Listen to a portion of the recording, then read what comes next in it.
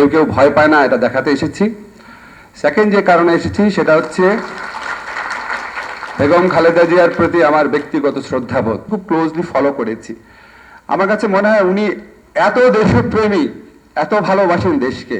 একজন যারা নির্বাচনে যাবে তারা জাতীয় বেঈমান বলে কয়েকদিন পরে নির্বাচনে গেছেন, আরেকজন সংসদে একা বাইরে থেকেছেন। আমি কিন্তু আজকে এই প্রোগ্রামে আমি কিন্তু চাকরি করি এখন, হ্যাঁ আমি চাকরি করি, আমার বাচ্চারা আছে, কিন্তু আমি বলছি আমি প্রোগ্রামটাতে যাব। কেউ কেউ ভয় পায় না এটা দেখাতে এসেছি। সেকেন্ড যে কারণে এসেছি সেটা হচ্ছে বেগম খালেদা জিয়ার প্রতি আমার ব্যক্তিগত শ্রদ্ধাবোধ।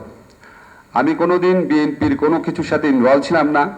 বিএনপি দুইবার ক্ষমতায় ছিল, আমাদের জমিরুদ্দিন সরকার আঙ্কেল আছেন, ওনার ছেলে আমার স্টুডেন্ট ছিল। আমাকে কোনোদিন কেউ বলতে পারবে না যে বিএনপির দুইবার ক্ষমতাকালে কোনোদিন বিএনপির কোনো মিনিস্টারের সাথে আমি দেখা করেছি, নেভার।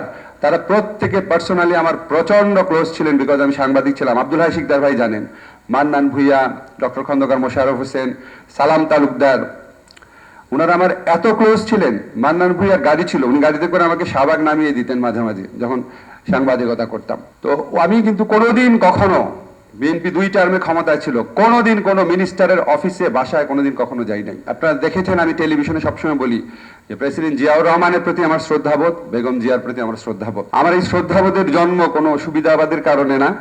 আমরা যখন ছাত্র ছিলাম প্রচন্ডভাবে চাইতাম এরশাদের পতন হোক, তখন আমরা 2 নেত্রীকে পাশাপাশি দেখেছিলাম। একজন যারা নির্বাচনে যাবে তারা জাতীয় বেঈমান বলে কয়েকদিন পরে নির্বাচনে গেছেন, আরেকজন সংসদে একা বাইরে থেকেছেন।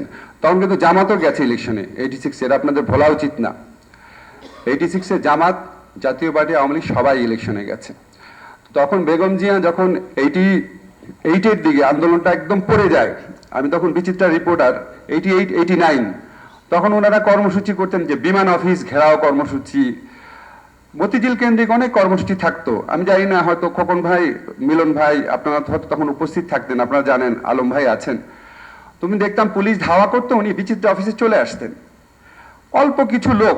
তো আমার কাছে মনে হতো সবাই আপোষ করে ফেলেছি জিয়া এরশাদের সাথে, উনি একা একা লড়ে কি পারবেন? মানে একটু মায়াই লাগতো আসলে। খুব ঘর্মাক্ত অবস্থায় ছুটে পুলিশের তাড়া খেয়ে এখানে আসতেন, তারপর আবার কর্মসূচি দিতেন, আবার দিতেন। সবাই সব আন্দোলন বন্ধ করে দিয়েছে, উনি একা করতেন।